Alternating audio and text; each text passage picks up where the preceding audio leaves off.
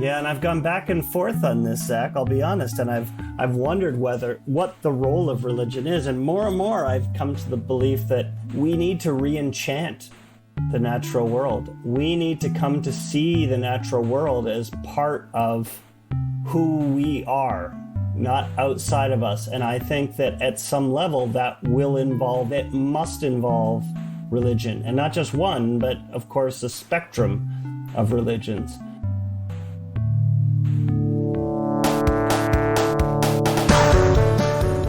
You are listening to the Down the Wormhole podcast, exploring the strange and fascinating relationship between science and religion. This week, our hosts are... My name is Adam Pryor. I teach at Bethany College in Lindsborg, Kansas. All told, I had to count this up this morning. All told, over my life, I have broken 25 bones. I was very klutzy. Ian Benz, Associate Professor of Elementary Science Education at UNC Charlotte, and I have actually broken 0 bones. Zach Jackson, UCC pastor in Reading, Pennsylvania, and I have broken 2 bones at the same time. Rachel Jackson, Rabbi at Agudas Israel in Hendersonville, North Carolina, and I have broken 6 bones simultaneously.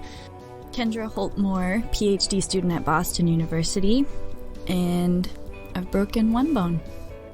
Swam into the side of a pool and broke my nose in middle school. Ouch. Yeah, ouch is right.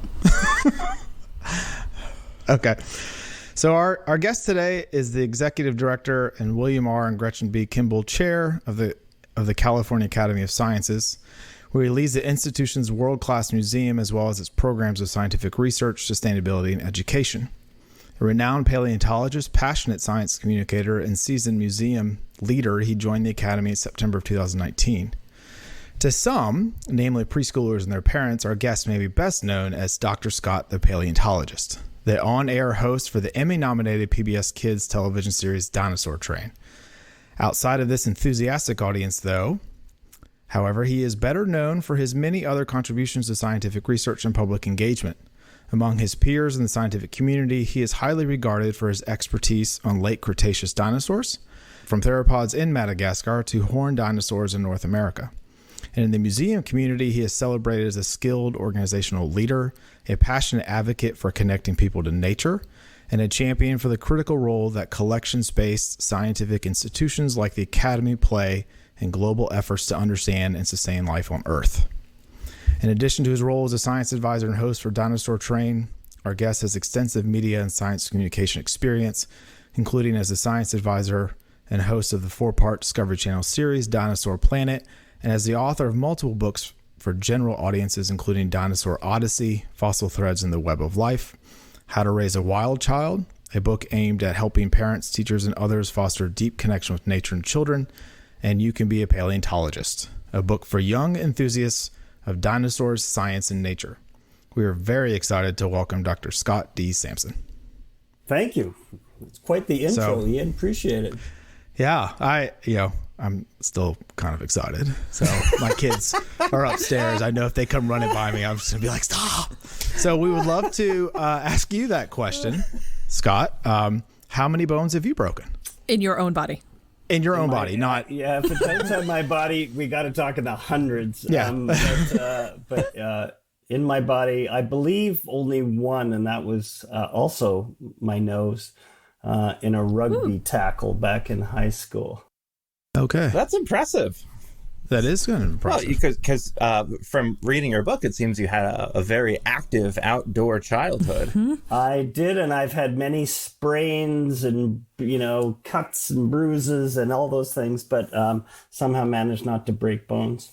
So we asked you to be here, or we reached out to you because, obviously we're 4 of the 5 of us are parents, still fairly young children. So we're all kind of big fans of the show, Dinosaur Train. And so we just kept talking about, we got to reach out to Dr. Scott, the paleontologist, and see if we can get him on. And then as we started reading more of your work, your other work, seeing the work you're doing in museums, I started realizing, well, you're more than just Dr. Scott, the paleontologist. But so our initial questions we'd love to ask you about is just kind of, what it is that made it so that you were famous to us. So how we got to know you is about dinosaurs. And so what was it that kind of attracted you to studying dinosaurs? Well, I think the vast majority, or at least a large proportion of all kids, if they are exposed to dinosaurs, develop at least an interest in them, if not a passion. I was one of those kids. The difference between me and them is that I just never grew up. I just kind of kept that passion and decided at one point, well, hey, you can actually make a career studying dinosaurs. Are you kidding me? Like, that's awesome. So that's what I did. And then after a while, I decided, dinosaurs, they've been dead for millions of years. There's all these things going on today that require, real action. Maybe I need to branch out a bit. And so I left my tenured faculty job and started doing more science communication and leadership work. So when did you do that? Because I'm really curious about that shift. That transition, yeah. Yeah. I was at the University of Utah for about 8 years, and it was a cross appointment at the Natural History Museum, where I was the chief curator, and also with the Geology and Geophysics department, where I was a tenured professor, focusing on evolutionary biology and dinosaurs and things like that. And my wife is a doctor, and she had finished up her residency, and we thought, well, we could stay here in Utah, or we could think about going somewhere else. And I was really interested in exploring science communication because I felt like science was one of the key areas that we needed to focus on if we were going to find our way towards a thriving future for humanity.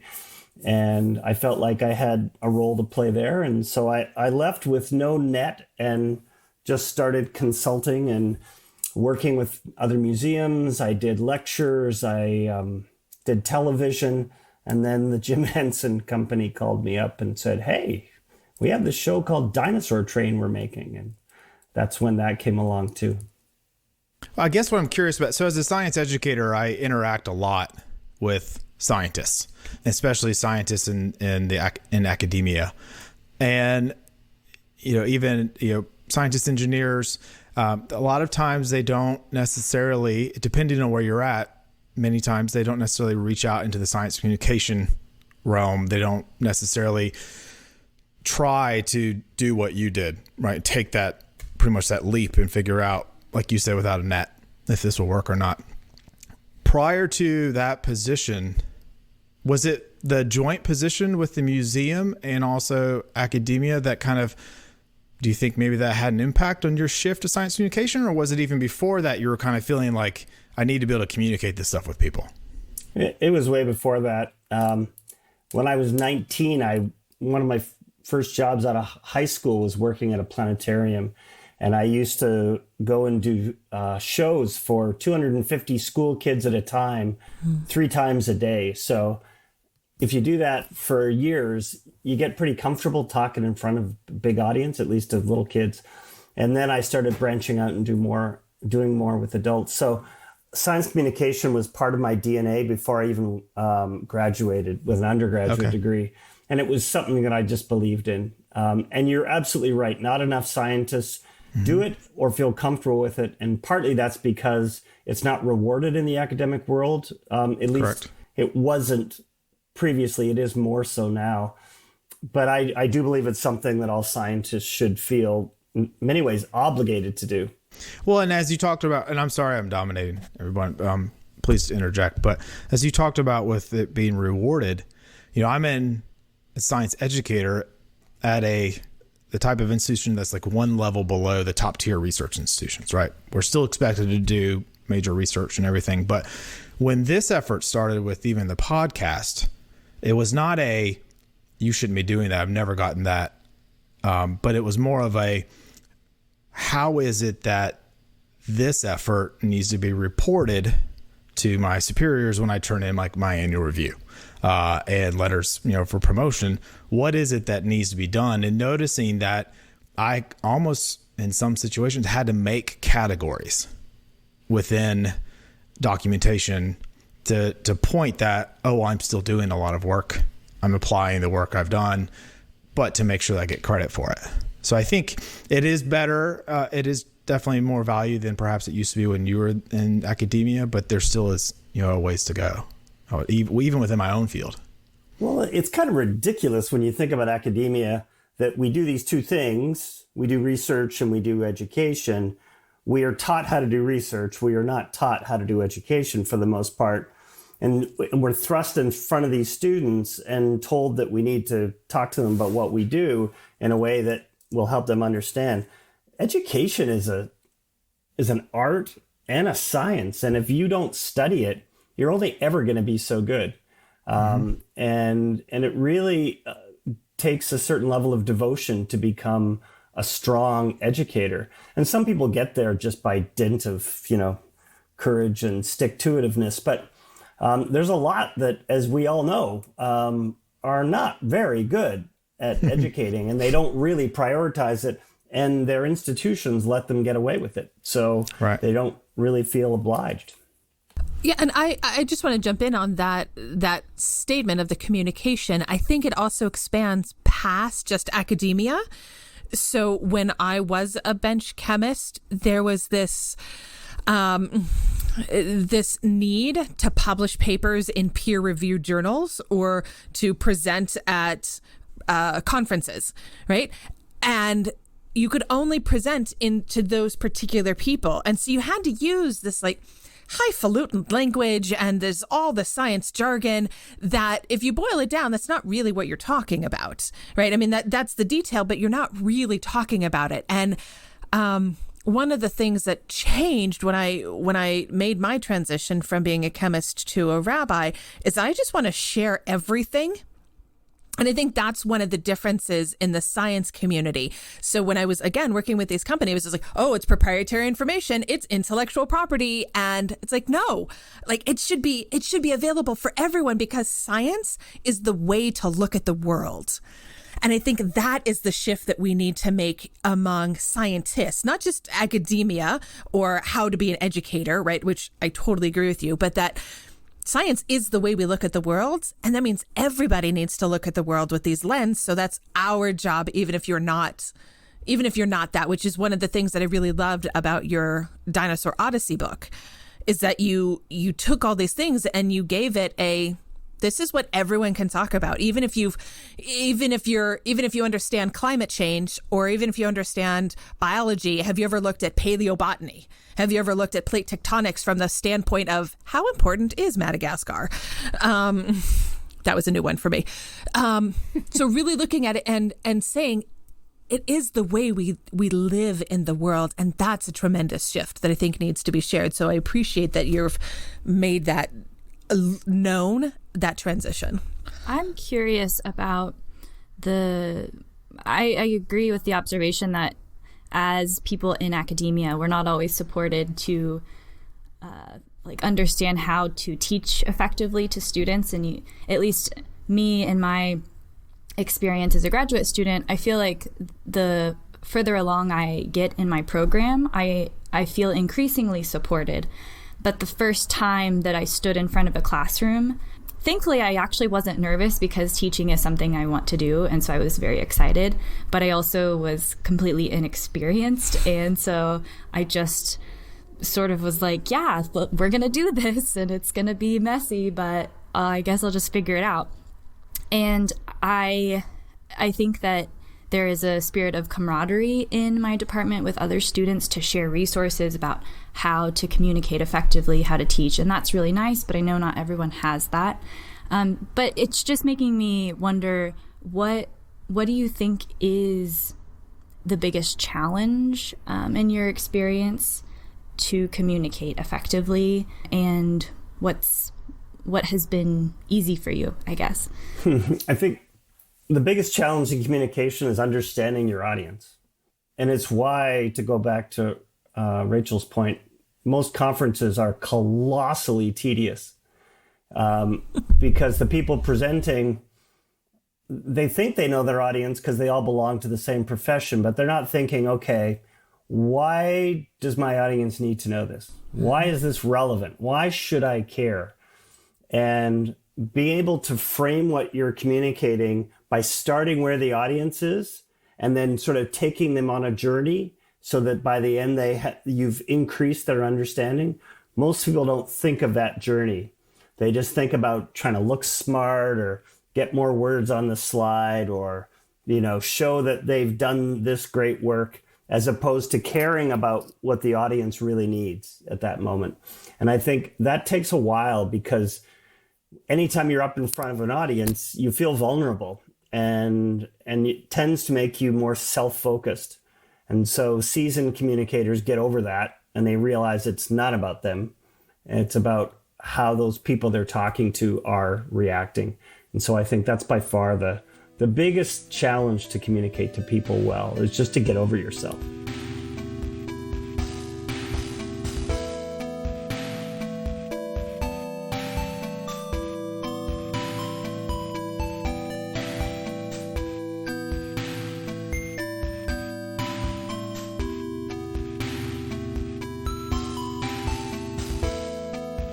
I had a professor once, and she always used to challenge us, me in particular, when I would, and I'll just talk in I language, when I would get all highfalutin about these grandiose theological ideas that I was so smart about, and she would say, okay, now you have a Sunday school class. Explain this to a 7-year-old. And, for the most part, I couldn't.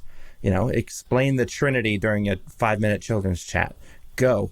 I can't. I couldn't. And that challenge kind of pushed me to realize that I didn't fully even comprehend the thing itself. I just knew which big Latin words that nobody understood to throw out there that made it seem like I knew what I was talking about. And so a part of having children has been realizing how little I actually deeply grasp a lot of these concepts that I've taken for granted, because I struggle to communicate that with them. And this is something that I have been, that other families have shared with me, now that for this past couple of months, so many parents were thrust into homeschooling.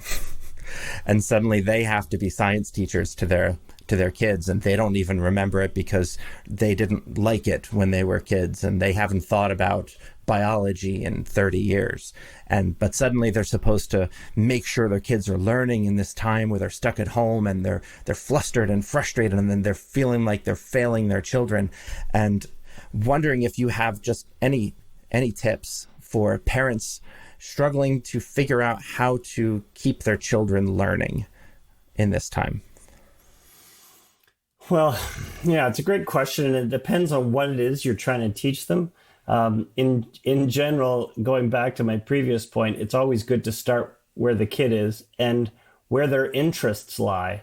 So in an ideal world, it's great. So for example, if I want to get a kid interested in nature, I take them outside and I look and see what they're interested in. And then I magnify that and ask them questions about it. And because they're going to be interested, because they've already shown that. And so the same is true with kids at home. If you're teaching them history or math or whatever, if you can spin it through something that they care about, if you can teach math through baking, if it's the kid loves to bake or whatever that is, now all of a sudden, wow, like they're really keen about this. And when my daughter, who is now 17, when she was a kid, and I would drive her to school, we would do what we called over-the-hill math. And I would make up these stories and make her do addition or subtraction or whatever along the way as we told the story. But it was within the context of a narrative. And so she was psyched. She would go, can we do over-the-hill math again today? And it was fun because you made it really interesting for them. And so I think worry less about what the content topic is and worry more about how to engage your kid in a way that's meaningful to them. Yeah, so it sounds like taking deep dives into something. So I have a 6-year-old son, and he is, I have to say, a stereotypical 6-year-old boy, which thrills my heart to no end because we are all about dinosaurs in space. Like it is just, and to the point where we're working on a book of dinosaurs in space, because why not? So for us, but he hates writing. Like it is the worst thing that he just wants to do math. So like for us, it's like, okay, well, let's look at these dinosaurs and let's write a story about, let's talk about these ones and let's look at the ones from the Cretaceous and which asteroid are they going to be on? And so I think that giving us the permission to not talk about the topic, but get the big pieces to keep kids still educated. One thing that you said, though, Scott, that I'm fascinated by. So I have not read your latest book, How to Raise a Wild Child. My initial reaction, if I'm being totally transparent, was, don't I have to be a wild parent in order to raise a wild child? And I grew up in Colorado. I know that you have spent some time in Denver. So there weren't bugs in Colorado. I don't know if you noticed that there weren't bugs there, but now I live in the South, in North Carolina, and there are so many bugs, and I particularly hate bugs. I just do. Got them everywhere. Yeah, Ian's over just a couple hours away. So from this context, how do we merge the self, the parent self, or the educator self, whomever we are trying to educate, our insecurities, our particularities, right, our oddities, with the needs of our audience and the needs of those that we are educating? That's a great question. So first off, if you're afraid of bugs, don't tell your kids, because you'll make them afraid of bugs too. So, and it's hard, right? Because if there's this really giant cockroach on the floor, you want to like react, and yet it's better if you go, oh, this thing is so cool. I only just to interrupt. I only do that for moths. I am petrified, paralyzed of moths, but everything else I can tolerate. Spiders for me. Oh my gosh, I'll run the other way. Okay, sorry to interrupt. So if you can do that, and then another cool thing that you do, actually, that where I work, the California Academy of Sciences, we own this app, which is the biggest citizen science app on the planet. It is called iNaturalist. And you can take a photograph using your phone and upload it, and it will tell you what that thing is that you're looking at, whether it's a plant or an animal or whatever. And then it crowdsources with using experts to double check what you think it is. And then ultimately that data gets used by scientists to say this thing was present at this place at this time. And there's an even easier one for kids called Seek, S-E-E-K, that you can just take your phone and have the Seek app up and point it at a plant or an animal, and it will tell you what that thing is. And so now your kids can just walk around the yard and try and figure out who the other members of their local community are. And it makes it pretty fascinating. So getting back to your original question, Rachel, you do not have to be a wild parent. All you need to be is curious and have a desire to connect your kids with the outside world. One of the things that I often say about being a nature mentor, which is what I write about in that book, is that you don't actually need to know anything about nature. In fact, it's often better if you don't, because then you're exploring these things with the kids. And questions are way more powerful than answers. If a kid asks you a question, oftentimes they don't even really want to know the answer. They just want to engage you in the discussion. And if they ask you a question, you say, I don't know, what do you think? Well, all of a sudden, the energy level goes way up, and now you can figure out the answer together. Even if you know it, you can go and figure it out with them, take them through the process, and then they feel some ownership over that knowledge, which is powerful for kids. It's one of the reasons dinosaurs are so popular, because it's often the first time in a kid's life where they have knowledge that the grown-ups don't. Right? They can say all these names and tell you when they lived and all this stuff. And the parents are going, Parasaurolophus, what the heck is that? Yeah. Right? And the kids are going, yeah, and it lived in the late Cretaceous, 75 million years. And so the kids have this feeling of power. So if you can give kids that sense of power with knowledge, that's really powerful. What is the proper pronunciation of that dinosaur, by the way? Because it always trips me up. Yeah. Parasaurolophus. Parasaurolophus, not Parasaurolophus. Parasaurolophus. Yeah, and one of the things I like to do when I give talks to hundreds of kids and parents is I'll show a picture of Parasaurolophus and I'll say, okay, without saying the name, how many adults in the room know the name of this? And like 5 hands will go up, and I say, okay, all you kids, how many of you know the name? And it's like hundreds of hands go in the air. They all know. It's hilarious. And then they have that feeling of power once again. Right. So, I teach future elementary school teachers how to teach science. And I was a high school science teacher, but I'm so happy I shifted to preparing elementary school teachers how to teach something that we know from research, they typically are scared of teaching because a lot of times they didn't like it. And so one of the things that I really emphasize throughout every semester of my class is the power of asking questions and even taking questions. And, when you ask a question, someone responds with an answer, to not say yes or no right away, to not say, oh, that's right. To then turn that back on to the rest of the class as a way to continue the conversation and also keep the kids on their toes of thinking, I don't know if I'm going to be asked a question or not, but to establish a level of comfort between the teacher and the students. When I do the questioning, if I ever do it when I'm in a classroom of kids, they love it. When I do it with young adults, at the beginning of the semester, they struggle every time.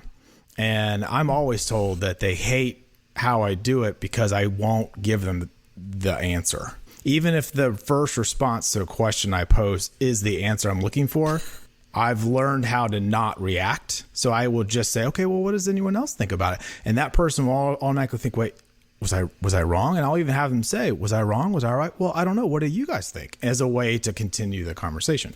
And I love how you talk about that in the book. And How to Raise a Wild Child. I think it was part of one of your core things I think you talked about, but the importance of asking questions, of questioning them. And so I like that you even bring up the example of what it's like with when you're presenting to kids and parents and stuff, because you're right, gives the kids the sense of power, right, of being like, I know something. And that's what we want. Yeah. And Ian, I would argue that you are doing some of the most important work on the planet because, as you well know, there's all kinds of studies that demonstrate that by the time kids are in high school, they've already decided whether or not they like science. And most elementary school teachers don't feel comfortable teaching it. So guess what? They don't really do it very much. Right. Or if they do it poorly. And it's all this facts-based stuff. And if you can help get those elementary school teachers excited about sort of this curiosity-based approach to science, it's so powerful and kids get into it so much. So thank you for doing that work. Thank you. And he just said my job's very important. And Ian's done for the day. Yeah. Well, Ian, if you need me to just clip that part and just I do. Send it I need to that. you. And I'm going to put that right on my door. That's your ringtone now. That's right. Adam, we've not heard much from you, and you were equally excited. Yeah, I don't say much. I'm trying to keep it clean for this episode, so I had to center myself. Do you not normally keep it clean? No, there's a variety of sound effects that Zach has to leave it to the religion professor in the room. No, so I'm really curious because to my mind, part of what you're describing when you talk about the importance of communication for you, it sounds to me like you're talking about how it is that we foster certain sets of values, right? A value of curiosity, a value of questioning.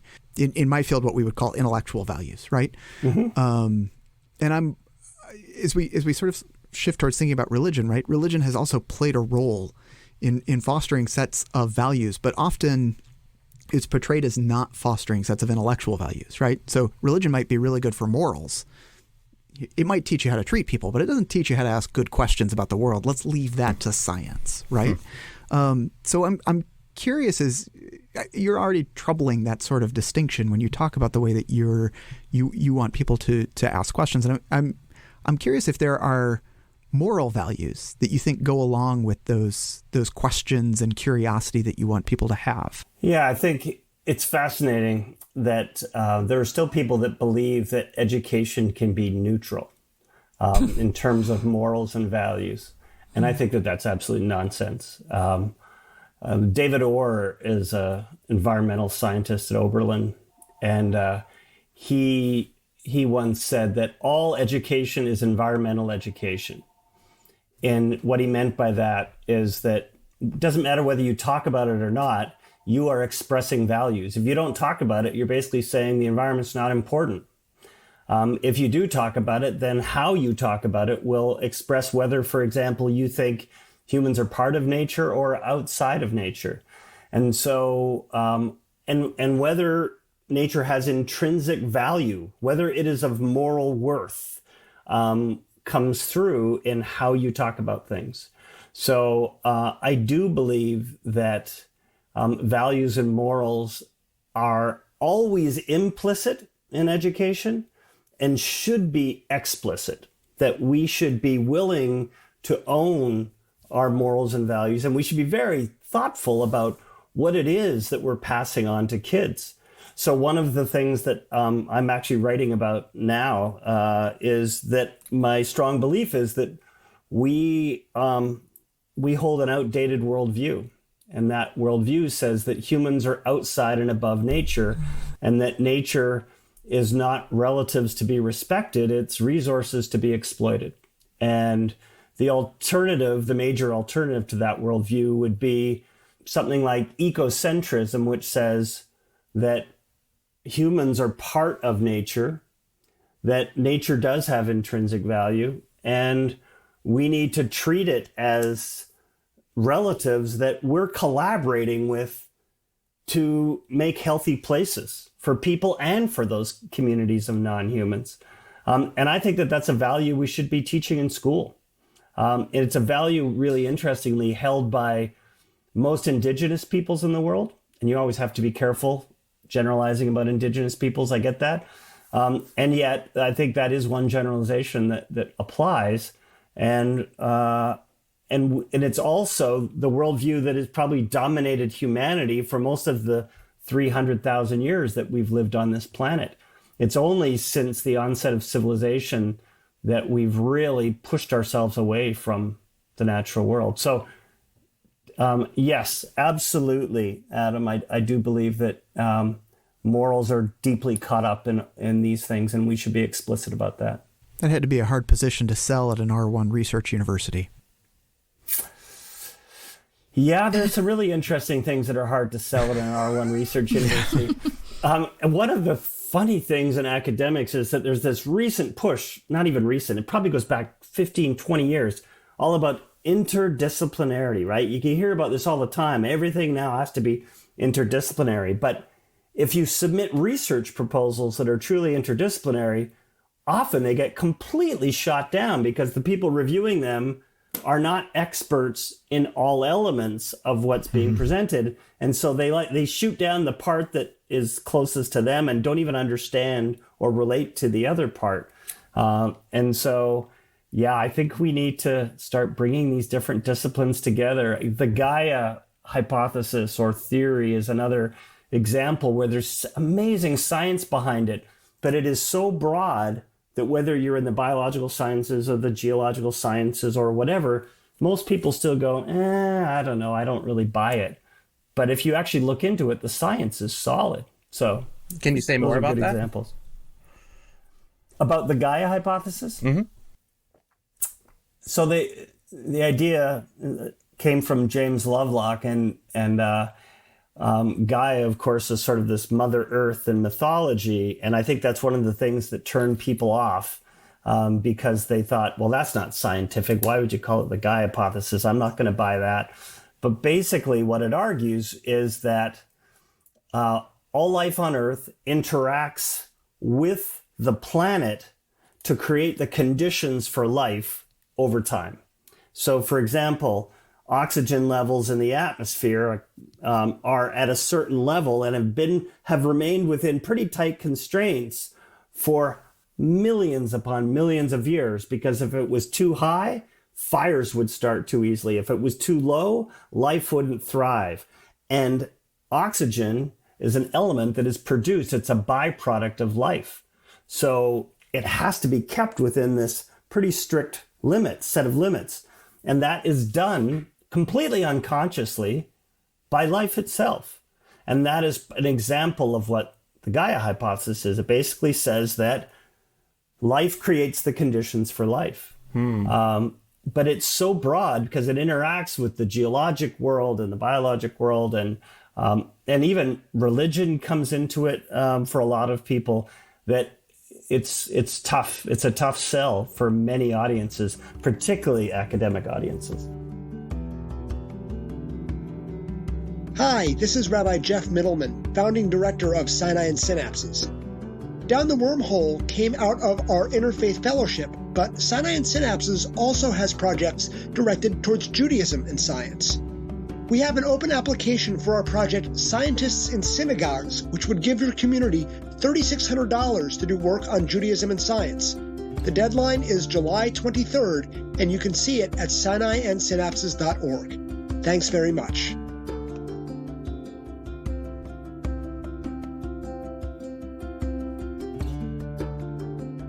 So that seemed, while you're talking about that, it seems that could potentially maybe loosely connect to something you bring up in your book about the immense story.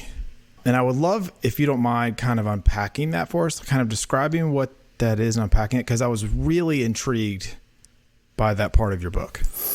Yeah, so throughout most of human history, at least the part that we still have a record of, most peoples have had an origin story, a story that roots them to their culture and typically to the place on the planet they call home. We are living in this kind of crazy moment. It's crazy in many ways, as we all know, but one of the crazy things about this moment is that a large proportion of all the people on the planet are not rooted by any kind of story. And the upshot of that is kind of fascinating. It means that those people live in this little line called the present, and they think maybe as far back as their grandparents and as far forward as their grandkids, but that's about it. And if you're living in this snapshot of the present, the far future, even a couple of generations away, isn't really meaningful to you. It's not a big deal. And where you've come from also isn't very meaningful. And so Brian Swim is one of the people that's written about this. And he is a protege to some extent of Thomas Berry, and Thomas Berry wrote about it, Thomas Berry, who called himself a geologian, which I love. And that's fabulous. And Thomas really said what we need is our problem right now is that we don't have a story. And we need a new story, one that takes into account the unfolding of the universe as science has communicated it to us, but also brings in the spiritual, religious, theological elements. And the amazing thing about this story is that it could be molded into any kind of religious setting, as long as you're not advocating for a young earth, and you're willing to admit that the universe is billions of years old. It can be molded into a whole range of different settings. And so I'm a big believer in the fact that we need to create a new story, and it needs to be grounded in science, and it needs to have spiritual elements to it. And diving for a moment into the religion a little bit more, there's an author by the name of Bron Taylor who wrote a book called Dark Green Religion. And in that, he argues that many environmentalists, even some who consider themselves atheists and agnostic, are actually quite religious in their views about the natural world, that they see the natural world as literally enchanted in many respects and having deep spiritual value, and that the way they approach it in some ways is quite religious. And he is among those people, too, that recognizes the importance of having a narrative that ties this together. And if you look at indigenous cultures, they invariably have cosmologies or cosmogonies that allow them to imbue their place with deep spiritual value. And that is something that most people in the developed world completely lack. We are placeless. We are storyless. We don't really care about where we came from or where things are going or where the stuff in our lives comes from. And many argue that that is one of the sources of the disconnect that people have, of the sense of loneliness and depression and anxiety, because the upshot of that worldview is that you are completely isolated. And the other worldview with story means you belong. You belong. You are part of an unfinished story, and you have a role in figuring out how that story is going to end. And that's a powerful thing to have, that sense of meaning and belonging. And I think that we really do need to have more narrative put into our education system, our culture in general, even in religion. This is a good plug for episode 13 that we did way back when with Kenneth Makuakane. Yep. The episode is called The Decommissioned Sacred. We were talking about the new giant telescope they were putting on top of Mauna Kea, right? And the effect that Western colonialism had on the development of science, and the way that science was then used to promote and kind of be the religion of imperialism in many ways, and how unimaginative it had been, and how it had just trampled on so many people, and why there's such distrust for science among so many people, so many disadvantaged people of the world. Great episode. People should definitely listen to Kenneth. He's brilliant, hilarious. Yeah. I wanted to follow up on something you just said, Scott. I totally agree that story is necessary. I think it was before we started recording. I like numbers, but I recognize that not everyone feels emotionally tied to numbers. In fact, very few people do. So story in and of itself is very important. And you were talking about science and said, if you assume, if you agree that the universe is billions of years old, I'm wondering, what of those people that don't? Right? Yeah. That there's a unseemingly large population. Again, I expressed that I come from Colorado Springs, was one of my places, and that was not necessarily, at least back then, the most forward thinking in terms of science and the age of the universe. And now I am in the South, and the same can be said for a lot of my religious neighbors. My religious neighbors. So I think that I agree with that assumption, but how do you move forward in creating a science and religion story that sort of has a Venn diagram overlap if you can't agree on that assumption? Yeah, it's a great question. And I learned a long time ago that I don't ever try and convince people what to believe. When it comes to science, you either accept the science or you don't accept the science. So I don't believe in evolution. I accept evolution. And there's a big difference between those things because there's a lot of evidence behind the science. Having said that, if you're somebody whose value systems contradict with those of science, then that's okay. That's your right to do that. And I don't ever try and change somebody's belief system.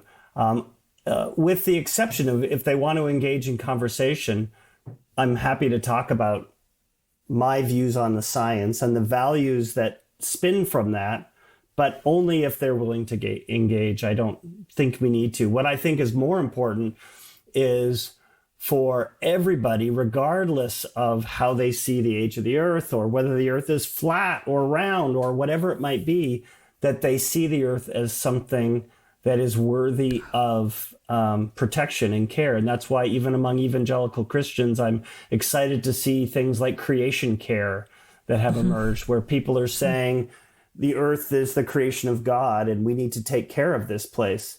And I think that's the most important thing, is that people see that the earth is really is valued and has inherent value unto itself, and that it is critical for the future of people that we care for this planet that's our home.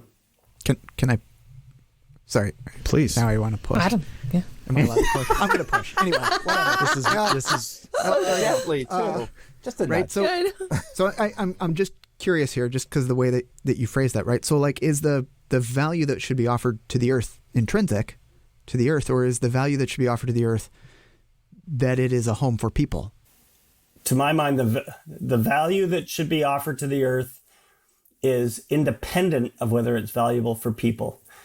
In addition, people should see that the earth has value to them, but it's not like, to my mind, and I know that this is contradictory to some forms of religion, or at least some interpretations of religion, that earth is here for us to use up. And I don't subscribe to that. I don't support it. And I think it makes no sense, given that we live on a finite planet. We can't have infinite growth. Every breath of air, every sip of water, every bite of food comes from the natural world. You are inextricably embedded in nature, whether you admit it or not. And nature, therefore, should have some value unto itself outside of the value to humans. But I know that that is not the widely held value on this planet right now.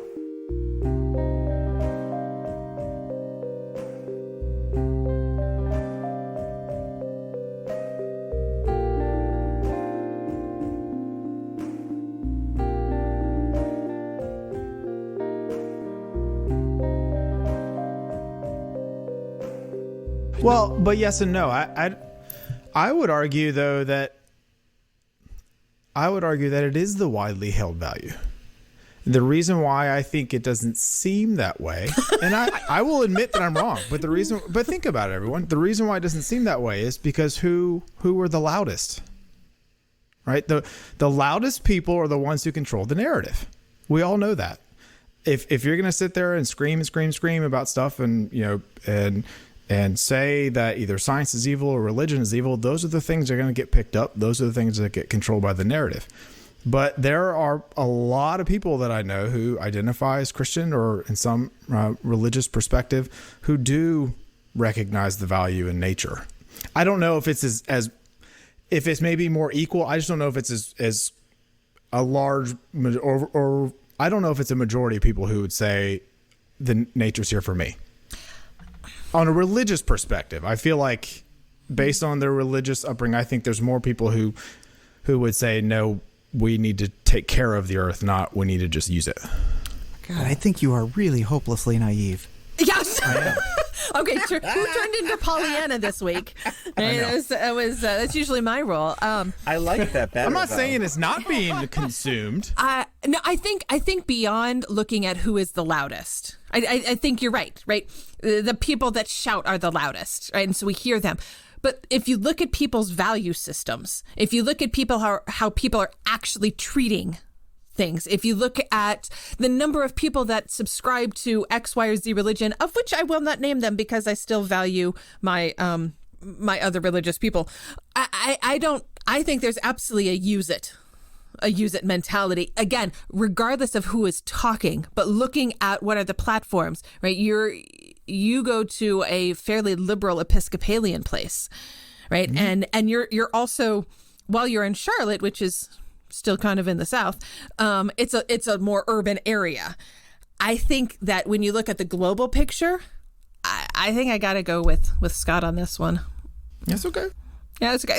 I think there's also a big difference between, like, it might be easy to hear a lot of people make a case for what they believe, but it's always more useful to watch what people do to really know what they actually believe. And so I think that's at least seems to be the case of what I notice, that it, especially among liberal people, who there's something about the virtue signaling of like what you think that you're supposed to believe, and then come to find out maybe you're not actually like living up to the things that you feel like you have to signal to other people that you believe, but you do it because you want to feel like you're part of a moral community. And that's not just liberal people, like any kind of person does the kind of virtue signaling to be part of a community, but it doesn't necessarily translate to individual action. And sometimes it does, but I think that's why in this particular case, I would also tend to see the use it narrative. I will say I love being I love being the most naive right now. It's really I think it's important to highlight that Rachel and Kendra and I utterly agreed on something just right out of the Never gate. happened. Yeah. It's never really happened. important to bring up. Yeah, I'm always waiting for the moment to roll my I'm eyes going at for my Adam. help. I'm glad I helped you out today, Kendra. Teach a person I didn't to roll my garden, eyes. and it will change the way that they see the world. And not Say that again. Teach a person to garden, and it will change the way they see the world. Not like chemical fertilizer, weed killing kind of garden. Teach a person to organically garden and to grow food and to tend to those plants, to pluck the blossoms when it's too early, to identify which of the other plants growing around it will help it and which will hurt it, to grow an attachment to that physical plant itself and to mourn its loss when slugs get at it overnight, and like to grow in that dirty connection to a growing thing changes a person. And I don't know anyone who has committed their free time to tedious gardening or farming who has that kind of selfish, the world is here to consume mentality. They all understand this beautifully spiritual, intrinsic connection that we have with the world around us. My hands are still dirty from being out weeding in my milkweed garden, which is, I love the irony of weeding out weeds around the weeds. But, a weed is just a plant whose value has not been properly appreciated, right? And you're helping those monarch butterflies. That's why we planted it. Yeah. I mean, I think the piece that I appreciate the argument that you're making, Scott, because I think it's so important, and I think it's also really difficult to make in terms of to treat the Earth, right? To sort of treat the planet as though it has intrinsic value that we need to show it in a finite world really requires a certain sense of self-loss and self-sacrifice in the face of realizing what that really entails. And as someone who works with 18 to 22-year-olds on a regular basis, that feels like a tough argument to win some days. Yeah, and I think, you all know values get inculcated pretty young in life, and they're hard to change later. But I think that's why it's so important to raise kids with certain sets of values. A few years ago, 2 years ago, I was up in the Great Bear Rainforest in northern British Columbia, which is like near the Galapagos of BC. It's this set of islands that are off the coast that are amazing old growth rainforest. And indigenous peoples dominate these places in a very positive way. They've lived there for thousands of years, and they still hold on to traditional culture in many ways. And I was up there, and these cultures are struggling. These communities are really in trouble. They struggle with food security. They have all kinds of mental health issues. Housing is horrible, all these things culturally.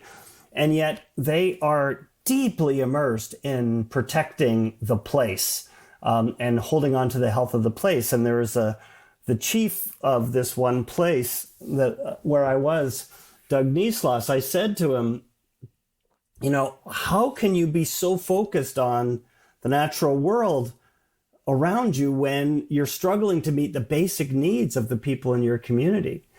And he looked at me like I had two heads. And he said, well, what do you mean? And I tried to explain, like the hierarchy of needs and all those kinds of things. And he said, Scott, that makes no sense. If this place isn't healthy, then we're not healthy. We are part of this place, and this place is part of us. So from their worldview, it made no sense not to give the natural world intrinsic value. Made no sense at all. But the dominant, I would argue, sorry, Ian, the dominant worldview is this anthropocentrism, this human-centered worldview. And from that worldview, nature is just something that's out there that maybe is in the national parks, but isn't really of much value. And why should we care if a few species go extinct? All of that. We don't see the intricate connections to who we are. So then do you think that religion and spirituality has a role in creating that human thriving and the natural world thriving as well?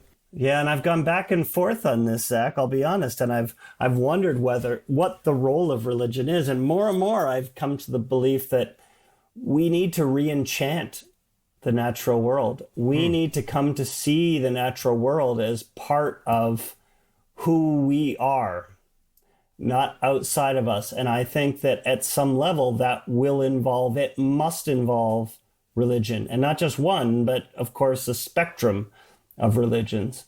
And so, yeah, I think that that's there, and we need to be having this conversation between science and religion so that we can think about how to integrate these going forward and how we can supply kids in school with values that they can take with them no matter what religious or spiritual tradition they follow.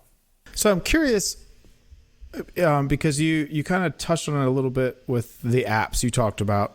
And what were the names again? There's Seek and iNaturalist. iNaturalist, right. And so given the situation that the world we kind of find ourselves in right now. And so let's just focus on the US, right? Most school systems are winding down this academic year. But there's a lot of talk now about what will the next academic year look like because of the pandemic. We're having it at K-12 levels and also higher ed. And so we know that technology will be a huge factor in what happens. I mean, it already is, but even more so next academic year or so, with the way schooling will be done. You have a chapter in here about balancing nature and technology. What would be your suggestions or ideas that you could share with people on how we can do that for, let's just focus on K-12 teachers. What is it we can do, because they are approaching a very challenging time of trying to be better prepared for this next academic year that many of them were not prepared for, rightfully so, because of the way it happened. What would be your suggestions to them on here's how you balance the potential use of the technology that we know we have to rely on, but let's also balance the use of the nature that's around your school and around these children's homes? Yeah. My friend and author on this topic, Richard Louv, likes to say, the more high-tech our lives become, the more nature we need. And I subscribe to that, and I believe that we need to co-create a future that is absolutely high-tech on the one hand and nature-rich on the other. And that's a future that nobody's really envisioned yet. And I think religion can play a role in helping us figure out how to get there. So in terms of teachers, clearly technology's got a huge role moving forward, and maybe in the next year or two, even an outsized role. But one way that teachers can pretty easily connect with nature is to stop thinking about nature as something that's far away and start thinking about nature as something that is actually on and in us. I mean, there's on the order of 70 trillion cells in a human body, and over half those cells are not human cells. They are bacterial and fungal cells, which means that we are less than half human, which means that we are not single individuals. We are bipedal colonies, entire ecosystems unto ourselves. And so even just making that reality known to people is kind of an eye-opener. Now, if you can take the schoolyard and think about greening that schoolyard, to go to, the earlier comments that Zach was making about gardening, if you can plant a garden, if you can plant native plants, those native plants will attract native insects, which will attract native birds, etc. You can attract nature to that place. If you can put in an outdoor classroom and a garden, and for the elementary school kids, a natural play space, which, by the way, is safer and more engaging than a traditional metal and plastic play space. And, just provide opportunities for them to engage in the outdoors. Now you're able to bring in the technology on the one hand and the nature on the other, and you've helped to make these kids healthier. It turns out that the more diverse, in terms of biodiversity. The more biodiverse the places are that we live, the healthier we are, which is pretty amazing. The more species of non-humans that exist around us, the healthier we tend to be. And so by fostering that around in schoolyards, that could be a complete game changer, particularly in underserved, under-resourced communities where nature can be rarer. If we can help to green those schoolyards, all of a sudden, these kids have places to go even out of school to help connect with nature, which is powerful. Yeah, I have an update, by the way, from a couple of months ago, probably at this point, when we talked about my experience in guerrilla gardening in the cities, where we would take over disused spaces that the city wouldn't sell and turn them into small seed gardens, bombs, or right? make seed bombs that you could throw over fences into places. There is a new movement among people in cities called guerrilla grafting, because the trees that line the cities are intentionally bred to be sterile so that they look pretty, but they don't actually create flowers or fruits or anything to attract local wildlife or to make mess on the sidewalk. And so people are going by night and they're grafting fruit-bearing branches onto these sterile trees, which then grow, and you don't realize they're there until suddenly there's apples that are growing along the streets of Philadelphia. Artificial insemination at the tree level. Exactly, It's to amazing. attract local pollinators and also to provide food in food deserts. Yep. It's amazing. I love these guerrilla gardening techniques. But we are nearing the end of our time together. So I wanted to give you, Scott, a moment. If there's anything that you would like to share, anything that you'd like to add to the conversation here at the end. Well, first off, thank you for doing this. These kinds of discussions are all too rare. And we need to have a dialogue in society right now about the future of science and religion and their integration. And it is not happening in any kind of serious way that I can see. And so discussions like this are really important. So thanks for doing that. Second, I think it would be really great to encourage listeners to think about shifting the worldview around sustainability. And by that, I mean, sustainability is all about doing less bad. It's about the underlying messages. Humans are bad for the planet. So all we can do is less bad. We can lower our carbon footprint. We can use less water. We can do these things to make ourselves less bad. But what about a worldview that allowed humans to see themselves as being good for the world? What if humans and non-human nature actually collaborated to make healthier places generation over generation? That would be a completely different way of doing things. And Zach, to your point, people can do that by seed bombing empty lots, by planting, native plants in their yards or their little planter boxes, welcoming wild nature back. That's just one of many things that we can do to just make the places we live better, generation over generation. So much of the planet these days is degraded by humans. So its conservation is not enough anymore. We can't just say we're going to conserve these places. We actually have to regenerate them. We have to make them better. And so I've become a big fan of the notion of regeneration replacing sustainability. I actually think sustainability has become a limiting term because it forces us to do these little ad hoc solutions to individual problems. So if we change our light bulbs or if we drive an electric car, rather than seeing the whole system of which we're part and thinking, okay, what does this system need to be really healthy in the next generation, or to start building that over time? And this is where communities have to come together. And I think religious communities and scientific communities need to come together and have conversations about what do we want this place to be in, pick your time, 2050. What would it look like if it was truly thriving in 2050? And let's come to some agreement on that and then work together to build that toward that vision. And don't give up to sort of, well, we'll just make ourselves a little more sustainable. Let's actually think about doing good for the world. Hey, man, that'll preach. I like that. Yeah. Okay. Well, That's a thank great you. worldview. Thank you It is a so great much worldview. for taking up your time to meet with us. I Yeah. think it was a running gag for a while in the beginning of our show where you were mentioned maybe a dozen different times that we need to get Dr. Scott on the show to. And every single time you'd come up, one of us would start singing the theme song. Yeah. So I'll finish off by telling you a cute little story about Dinosaur Train.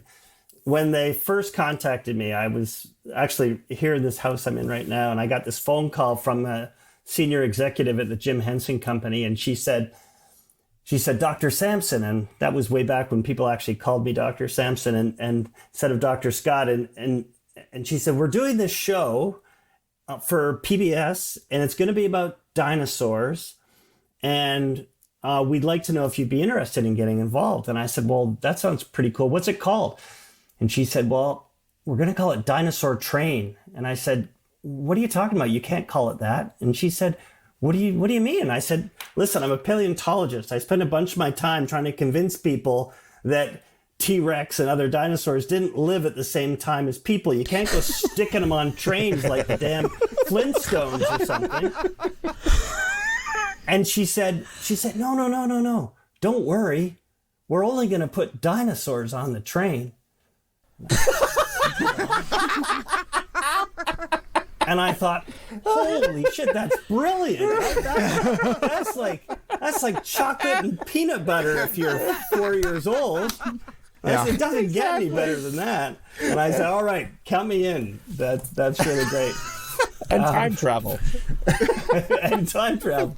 But then I said, okay, hold on. Because I'm all about connecting kids with nature. The last thing I want to do is create some new digital format to addict kids to screens.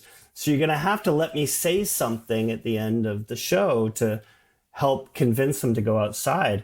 And my wife, Tony, actually came up with the tagline that I use, which is get outside, get into nature, and make your own discoveries. And truth be told, I had no clue if a television show could convince kids to turn off the television and go outside. But the experiment's been a grand success. Now, more than a decade later, not only was it so successful in the first year that we turned the whole show towards connecting kids with nature, Dinosaur Train has been so successful that now a number of other shows on PBS and elsewhere have focused on connecting kids with nature because it turns out it's a great way to get kids thinking about the natural world. So anyway, I just thought you might enjoy that. No, thank you for that. Marvelous. Yeah. Yes. That is so great.